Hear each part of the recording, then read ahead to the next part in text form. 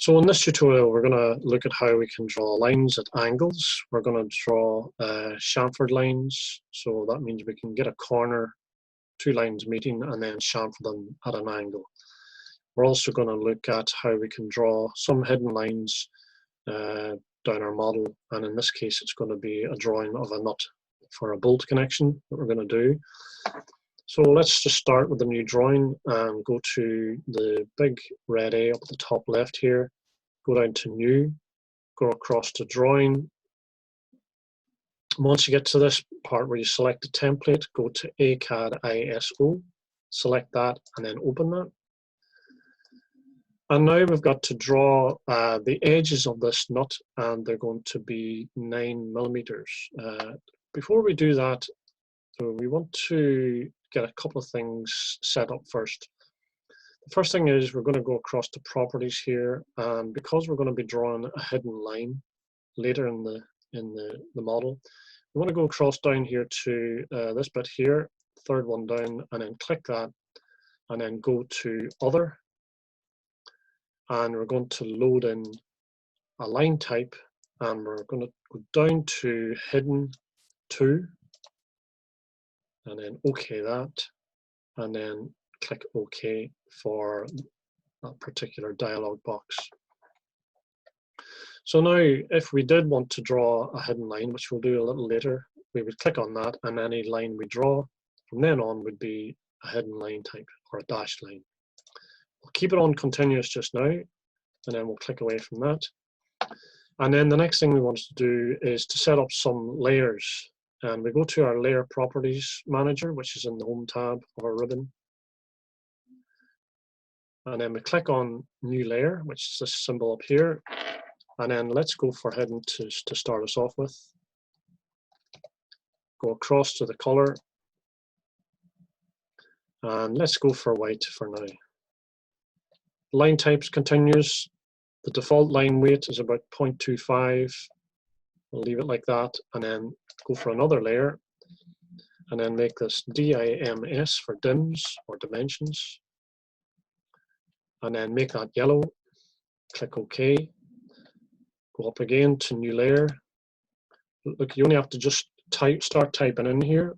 You don't have to do anything else. So type in CONST lines, and let's make that a gray color. Let's go to new layer again, and let's make this one nut for the actual material itself.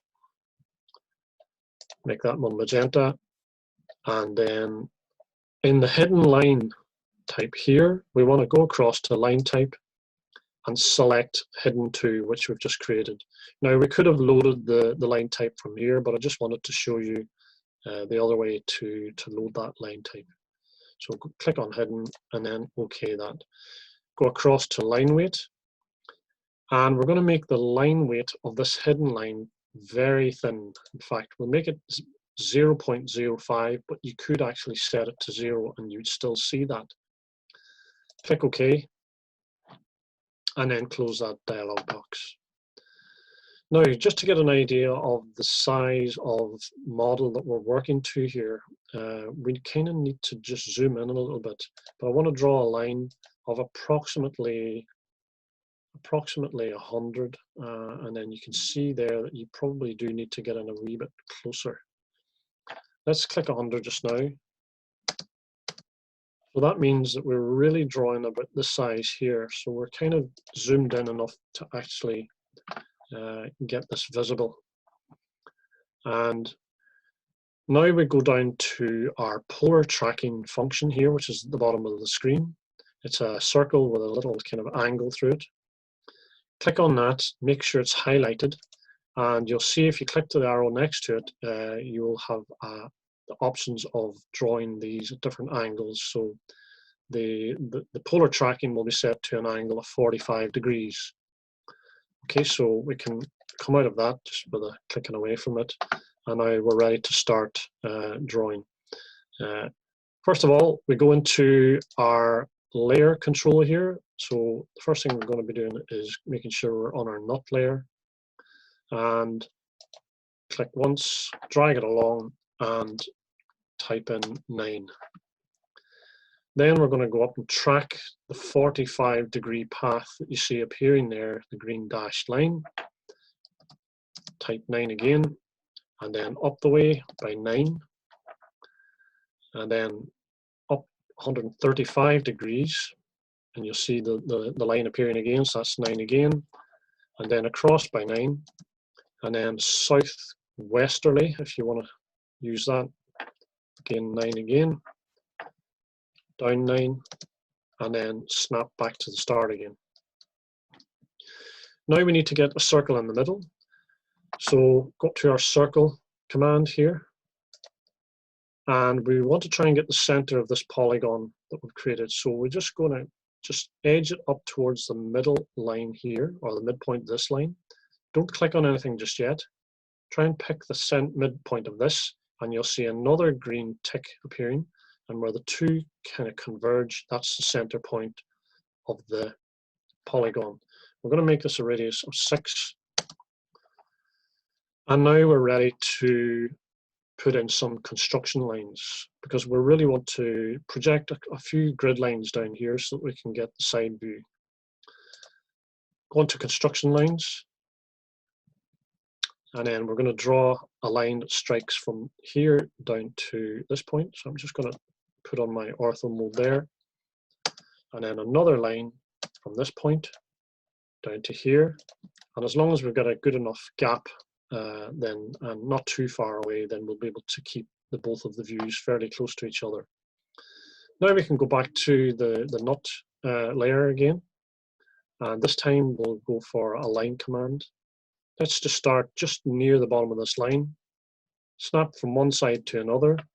We're going to go up by 7, typing in 7, snapping back to the left-hand line again, and then dragging it back down and snapping to the start point again. Enter to close that off. And now we want to offset that upper line here by 1.5. So offset, and type in a value of 1.5. Click that upper line and then land it above that line, and you'll see the uppermost line appearing. Now we want to chamfer this junction here. So we go to the chamfer command. Now if you don't see that initially, you will just see a fillet symbol here. You've got to get in behind that, so it's the little arrow next to that. Go down to chamfer, down to distance, and then we're going to type in a chamfer distance of 1.5. And again, the second chamfer distance is 1.5, so you could either type that or you could just hit return to accept what you see, as long as it's 1.5. Select the first line, so that's the horizontal line, and then the second line is the vertical line. You're going back up to chamfer again, and we'll take care of the other side. Click once, click twice. And now we're going to bring these corners down here. We're going to project a couple of lines down here for the corner. So let's draw in a couple of construction lines. Now we can delete these construction lines a little later, but let's get them in here. They're really just grid lines. And now we're ready to actually just trace over the top of those. Okay. You will find a faster way to do this as you get ahead with AutoCAD, but this is a good way to start off. And now we want to create a couple of arcs, or 3 arcs along the top here. So go to arc, go to 3-point arc, and start here at this left-hand corner. Click on the corner, click up at the top here, and you'll see you'll be able to get some indication of an arc appearing. Okay, if it helps, you can also put off your ortho mode down at the bottom here. And as well as that, if it overshoots that line just a little bit, grab hold of that arc and just drag the grip down to align it with the top line. I'm going to do that again with arc command.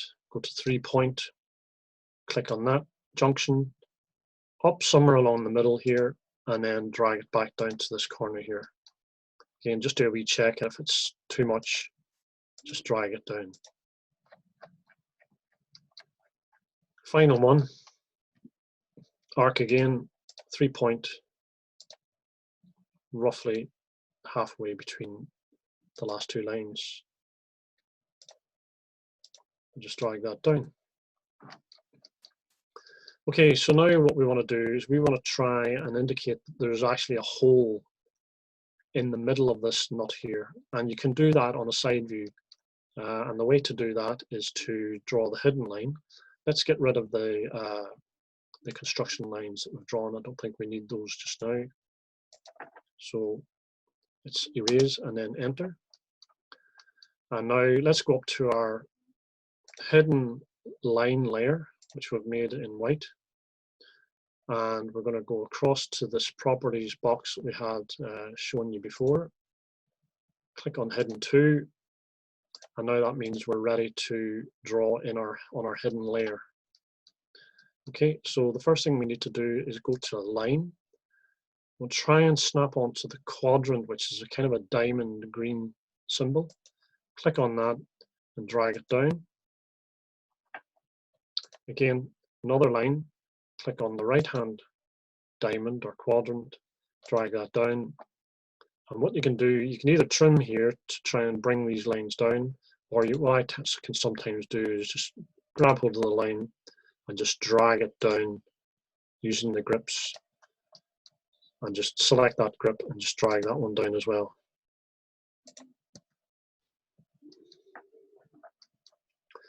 Now we're going to put some dimensions on this. So let's go to our dims layer and then go across to annotate. And let's go into the dimension style manager, which is a little kind of arrow here that launches it. And I just want to check that we can get the right digit size here. So let's call this dim 2. Click continue. And now we want this text here to be 2 as well. So it's 2.5, which AutoCAD gives you to start off with. We're going to bring it down to 2. We'll go across to primary units. And let's take this comma down to a decimal place, decimal separator. And let's make the precision value 0.0. Okay, so there will be 1 decimal point. Go to symbols and arrows. Make the arrow size the same height as the text. That's going to be 2. Then we can OK that, and then we can close our dimension style manager. Now we can apply the dimensions, but in this case we're going to try and dimension these angled lines here. So you've got to go down to aligned, and we're going to click on a few of these angled lines. I'm not going to do all of them.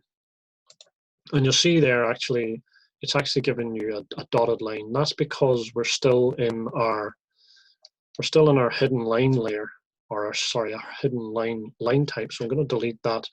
I'm going to go back to home, and I'm going to make this a continuous line. Okay.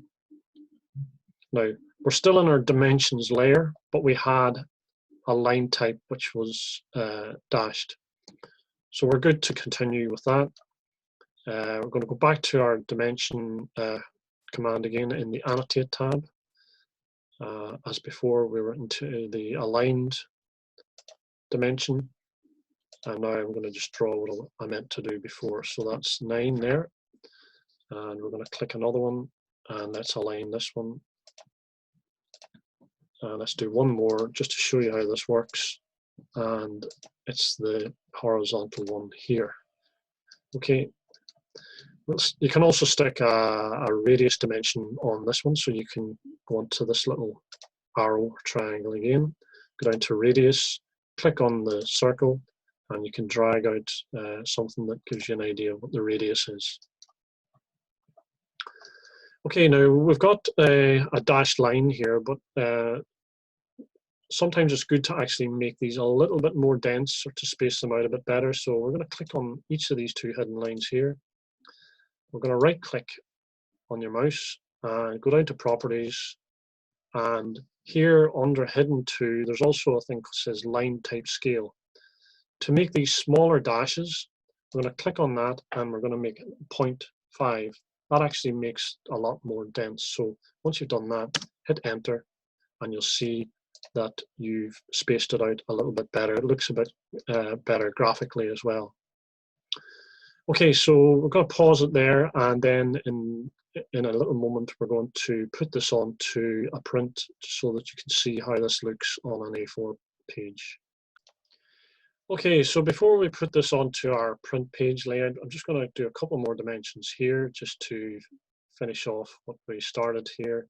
In this case, I'm going to go for linear this time rather than aligned.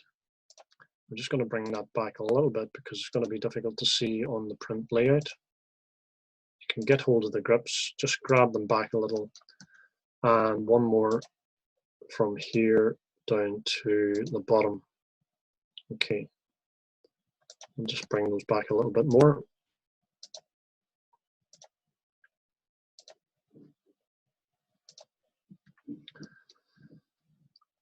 Okay, so going on to our layout tab,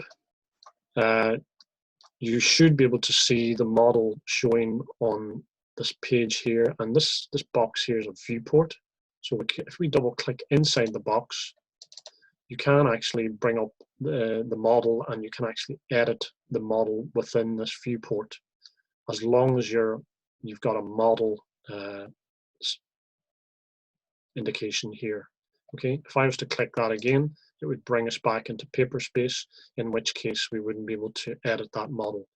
Click it once more and you're back into model space. I'm going to press down on the mouse wheel here to center that. And now I'm not going to put in any title panel. Okay, so what we're going to do now is we're going to just see what that looks like on an actual print. So I'm going to go to the red A here, and I'm going to go down to print. I'm going to hover over that. I'm going to go up to plot, and let's select DWG to PDF. Okay, now if you did have a printer, you would be able to just connect to whatever printer you would normally print to. In this case, I'm just going to show you what this would look like on a PDF, but the same principle applies. Go up to plot style table, and just to make everything black, I'm going to put it onto monochrome. And now I'm going to hit preview just to see what that looks like.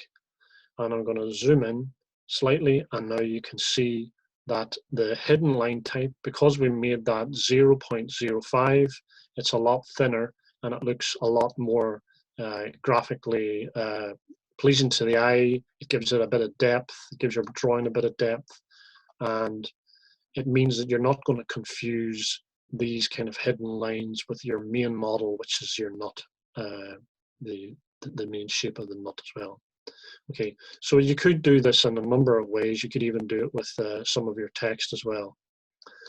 And that's how you would use chamfers, draw angles, use some of the line type scales here, line types and so on.